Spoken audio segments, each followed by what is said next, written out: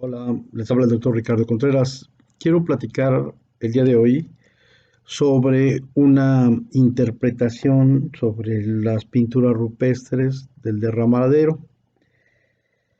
Bueno, y es importante que sobre las pinturas rupestres correctamente se debe de llamar manifestaciones gráficas rupestres, por su abreviaturas MGR, manifestaciones gráficas rupestres, porque son muy importantes entender y bueno, porque nos señalan la cosmovisión. Estoy leyendo, bueno, este libro que se llama El lenguaje de la piedra de Luis Alberto López Guario, que es pues es un intento de interpretar o de condensar muchas de las pinturas y de las cuestiones existentes sobre las manifestaciones gráfico rupestres que hay aquí en México y señala que hay 37,000, no, 2,865 lugares que están identificados con presencia. Sin embargo, no tiene, este libro es de 1900, 2008, y parece que no estaba todo lo de Guanajuato, toda esta parte de Arroyo Seco y Derrumbadero y demás, pero bueno, es importante, es un libro muy interesante, platica pues de toda la problemática que existente con referencia a las pinturas rupestres, porque no hay un lenguaje, como son iconos y que son puedes pintarlo de una manera, puedes pintarlo de otra manera, pero no hay una convención en el sentido estricto, pues entonces cuesta trabajo en la iconografía saber qué es lo que representa cada figura, qué es lo que representa cada figura que se van encontrando, ¿no? Y que hay cosas muy importantes que hay que platicar de ello, ¿no? Dice que hay distintas formas registradas, formas naturalistas, efectivamente. Vamos a ver pinturas que pues, son muy claras, hablan de hombres, antropomorfas, o zoomorfas, hablan de animales, o de animales concretos, o sea, ya la parte de zoomorfismo son muy específicos. Pero también vamos a ver formas abstractas que son también muy importantes porque son pre-semióticas o pre-cuestiones con el lenguaje. Ya después estos símbolos pasan, digo, estos símbolos todavía arbitrarios pasan posteriormente a ser signos específicos de cada cultura. Entonces, y esta es la cuestión de que muchas, estas formas abstractas existentes, pues no ayudan mucho a tener certidumbres en las interpretaciones y que todavía hay cuestiones todavía más geométricas ornamentales, ¿no? Que es más difícil encontrarlas y hay cuestiones mixtas, combinaciones entre naturalistas y naturalistas esquemáticas, efectivamente. Vamos a ver, por ejemplo, soles pegados o flores y flores pegadas a una cosa y entonces se hace un poco complicado hacer una interpretación. Entonces, establecer qué estilo denominadores expresivos, qué elementos hay, qué figuras, qué animales, qué elementos abstractos existen, las rocas con orificios, también no solamente, a veces es solamente la pintura, hay elementos complementarios que son físicos, como los petrograbados o como otros elementos que ayudan a entender o a complejizar la interpretación de una obra pictográfica, ¿no?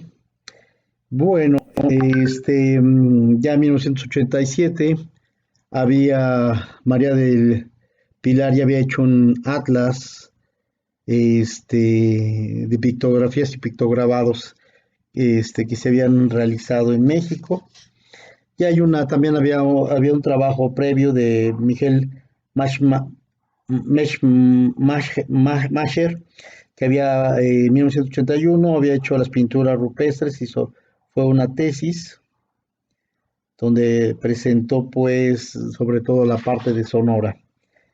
Y sí es una cuestión muy interesante, ¿no?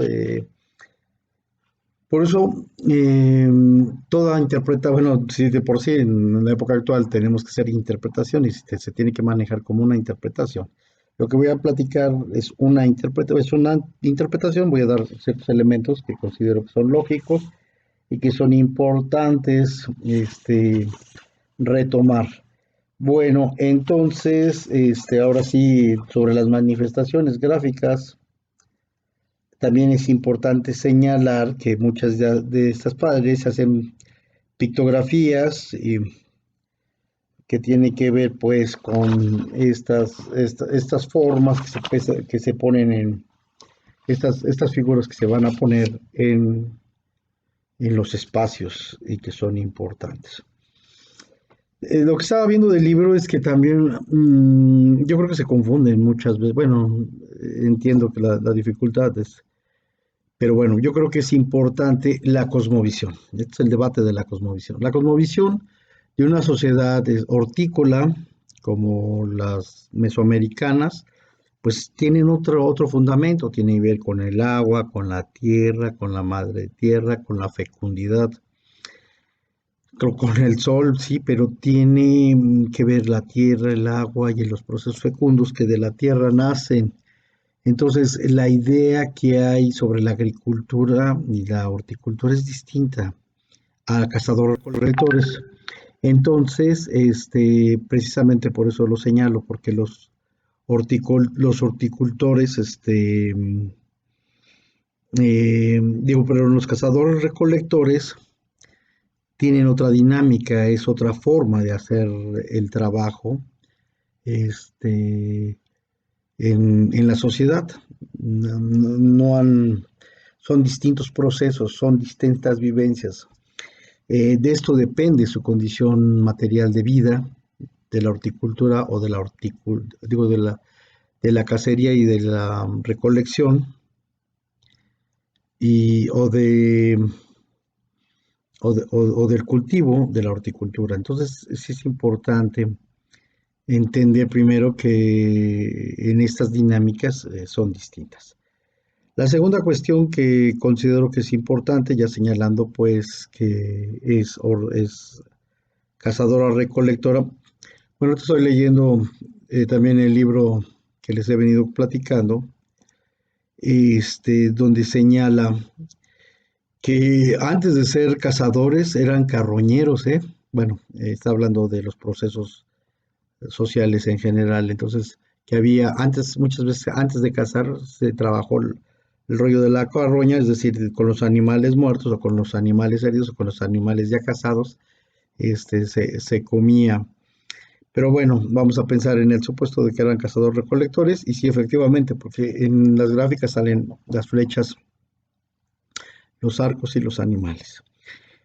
Bueno, esta interpretación es muy importante, la del derrumbadero, porque es una pieza de arte, es una pieza de arte que es bellísima, pero no es el arte de esta época, sino que es una mezcla de cosas que quiero platicarles y de eso quiero hablar. Entonces, de eso quiero hablar. Seguir los pasos de las huellas del tiempo de grupos que habitaron estas tierras. Ahora en silencio y el murmullo del viento que sopla da inicio a nuestra expedición. No sabemos con exactitud quiénes eran, suponemos que eran guamares, pames también, o jonases, que es más o menos por la zona, sí, pero bueno, también pudo ser copuses, guajabanes, cascanes, samúes, sausas, zacatecos de la Gran Chichimeca, pero principalmente guamares, Jonases, Pames, los que pintaron. Aunque tengo entendido que los Pames ya eran cazadores, eran cazadores recolectores y seminómadas, o sea que sí tenían cultivos. Que en estas zonas áridas, no se da mucho cultivo, pero bueno, entonces pareciera ser que son guamares, ¿no? De la Gran Chichimeca, y que en la expedición, pues fuimos y encontramos y vimos cosas que son muy interesantes, de las que vamos a platicar a continuación, ¿no? Hay un cuadro que es bellísimo y me voy a centrar, que efectivamente habla de la cuestión de cazadores-recolectores. Y se ve un hombre con un arco y una flecha de color rojo. Ahora déjenme decirles que también en Querétaro hay pinturas rupestres, también en Ciudad Hidalgo, y son muy similares en algunas cosas. Sería interesante ver la representación y hacer un análisis bajo el contexto de que son cazadores-recolectores. Y bueno, sí se ve en la imagen que nos comparten, se ven que son armadillos, zorros, y no sé, hay un animal, no se ve que, bueno, se supone que venados también son de esta zona, y que son, y que son importantes. Bueno, hay un animal que está con puntos, ustedes lo van a ver, y que también pues representan esa vida cotidiana que tiene que ver con estos animales, con la caza y con su importancia. Este es un momento histórico. Del otro lado se encuentra un símbolo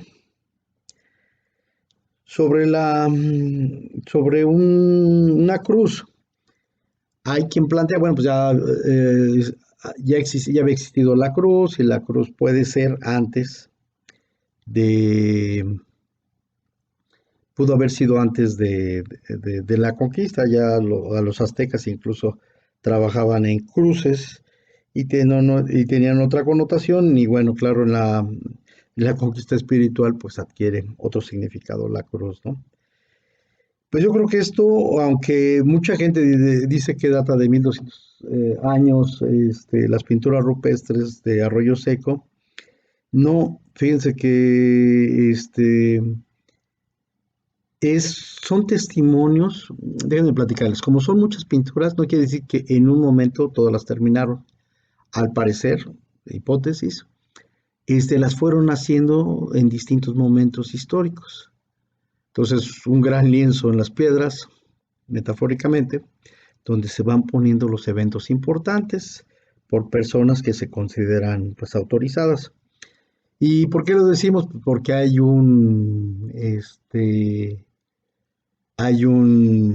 una pintura de un francés, y los franceses llegan hasta 1868, en la segunda intervención francesa, ¿no?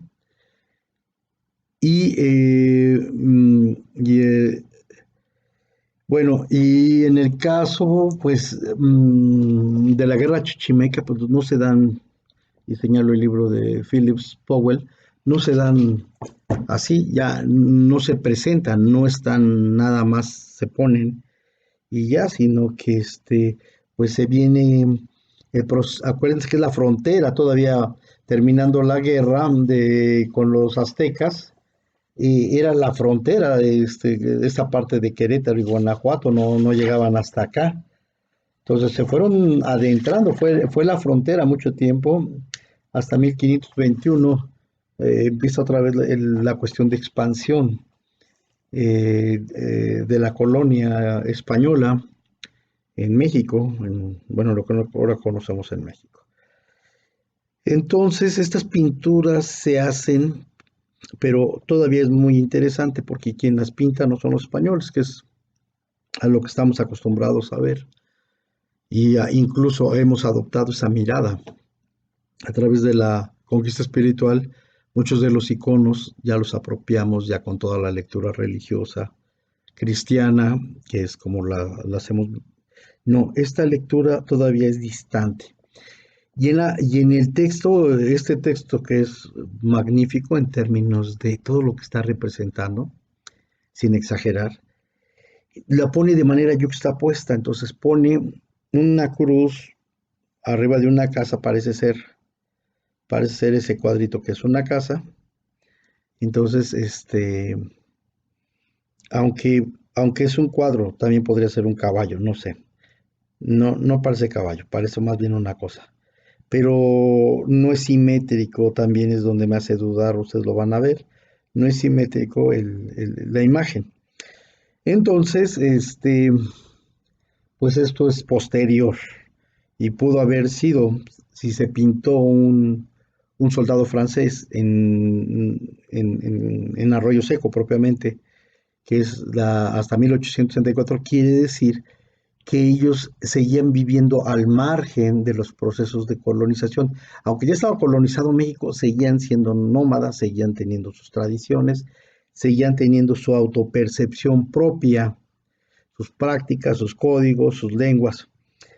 Y de la misma manera, este, esta obra se presenta más allá de un tríptico. Del lado izquierdo se ve la cruz, que son los otros, que son los españoles, que son sus creencias. En medio está los cazadores-recolectores, que es la autopercepción, entonces de los grupos nómadas, que suponemos que ya dijimos, que es el que son los guamares o los pames o los jonases. Y luego está el sol. El sol como él es Dios, ¿sí? Es como algo más grande, más fuerte. El sol muy simétrico. Lo tuvieron que haber hecho, este, lo tuvieron que haber hecho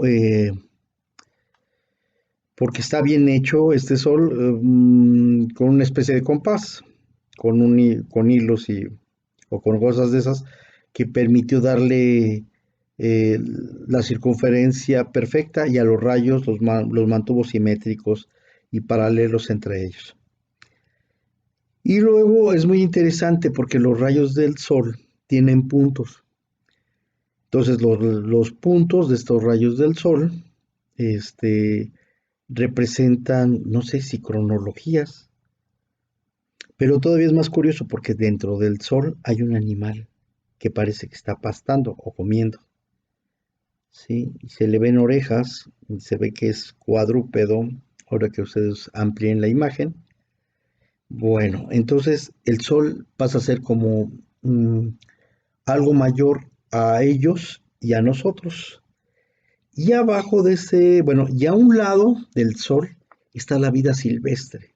Hay otro animal de cuatro patas, de cuello largo y como pastando, que apenas se alcanza a ver. Entonces está ellos, la iglesia, nosotros, bueno, nosotros, el grupo propiamente, cazadores recolectores, el sol, el sol. ¿Sí? Recordemos que cuando terminan los concheros, terminan siempre diciendo, Él es Dios, el sol. Y algunas de sus indumentarias también tienen que ver con eso. Y del lado derecho, la vida salvaje, los animalitos caminando. Hacia abajo de la imagen, de esta imagen, hay un hombre con faldas del sol. Entonces, no sé si por el espacio mismo tiene que ver, bueno, decimos que es un hombre, es una figura antropomorfa y hay alguien con una falda.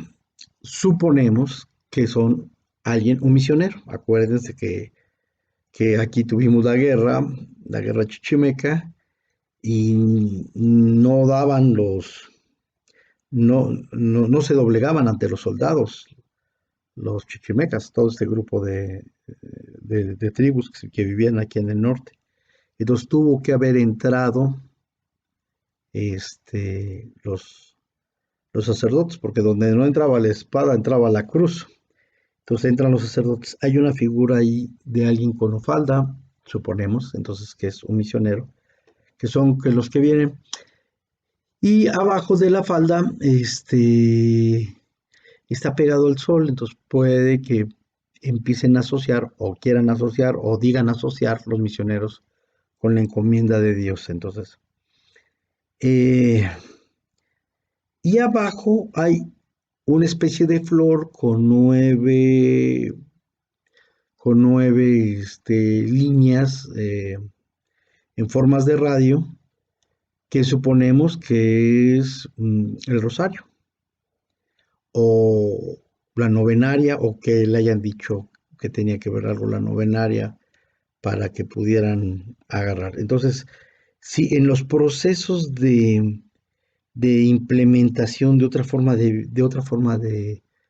percepción, de otra forma de cosmovisión, pues vas reconfigurando, no fue fácil, no llegaron los padres y entendieron perfectamente quién fue Jesús y quién eran las Sagradas Escrituras, tuvieron que hacer analogías para poder entender las representaciones simbólicas entre unos y otros y saber qué es lo que hay.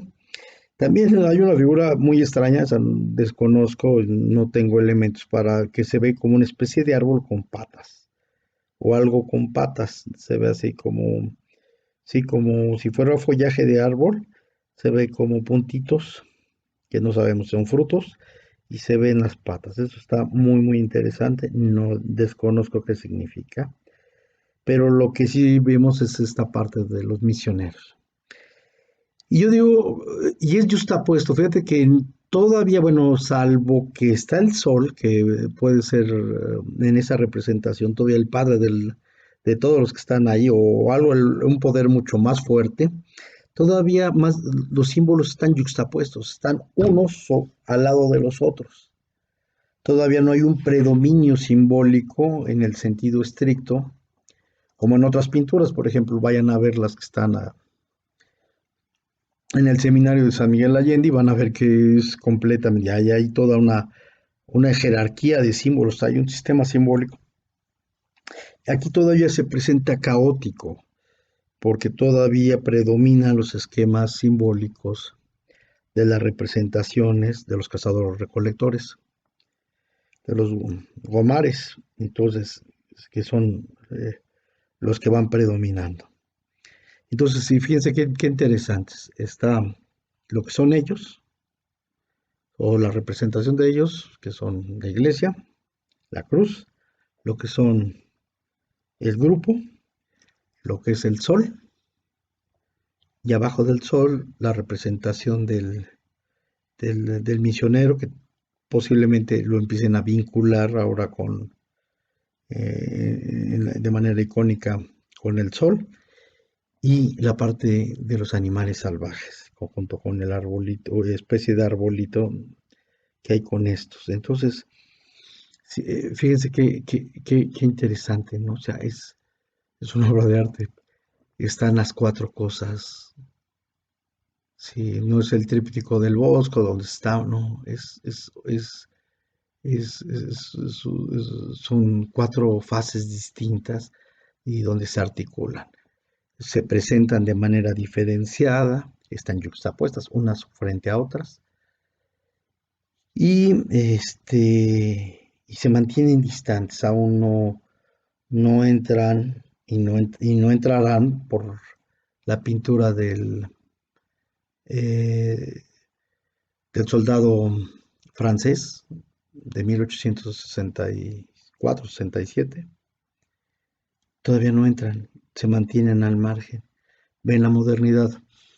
Y termino, punto y aparte, con referencia a estas ideas, ¿no?, lejanas que hay, donde pues a los aztecas, a los mayas, a los toltecas, pues los incorporan y en la dinámica se incorporan. Pero estos grupos nómadas se mantienen al margen y siguen viendo, y después de 200 años, de 300 años, siguen viendo ellos a la lejanía lo que está sucediendo. Ya no sé cuántos sean, sé que claro, muchos de ellos se incorporan a los procesos, pues el mismo Powell señala que se hacen ganaderos algunos de ellos porque pues, les gustó mucho la carne y se incorporan, pero los que no se incorporan siguen manteniendo su forma de vida. Y todavía me asombra más porque uno de los lugareños platica que alcanzó a ver todavía gente que vivía ahí, que era distinta. Claro, eran indígenas distintos. Bueno, pues espero haber planteado, no fríamente, sino la interpretación es más interesante porque es más emotiva, como la de un niño que ve una carretera donde pasan carros. Y nunca se ha subido a un carro. Es ajeno a esa modernidad, es ajeno a ese trabajo, esa infraestructura, ¿sí? O a veces se para a vender refrescos con una cubeta con hielo y va y los vende, pero no pertenece ahí, no está ahí su lugar, ¿sí? Entonces está fuera. Y esto es lo que pasa, según considero, con estos grupos que alcanzan a pintar caballos. En otras vamos a ver caballos, y los caballos pues no eran propiamente de aquí, aunque sí hay caballos salvajes, pero que supuestamente los trajeron y se inundaron y demás. Entonces sí hay caballos y hay gente que sube a los caballos. Y luego también hay figuras de caballos que tienen dos patas, o vamos a ver figuras de caballos donde sí tienen las cuatro patas. En fin, vean y entender el proceso simbólico donde se mantiene todavía el núcleo, no sé cuánto tiempo y de cuánta gente, y se mantienen distantes viendo lo que sucede. Y como precisamente aquí no hubo La Plata en el sentido, en ese lugar en específico, sí en Pozos, que está más adelante, pues o viven en estas zonas de refugio, como los llamaba Aguirre Beltrán.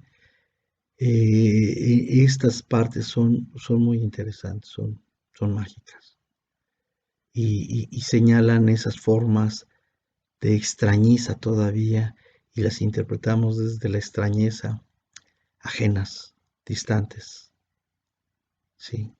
Eh, como las pinturas rupestres de Derramadero. Muchas gracias.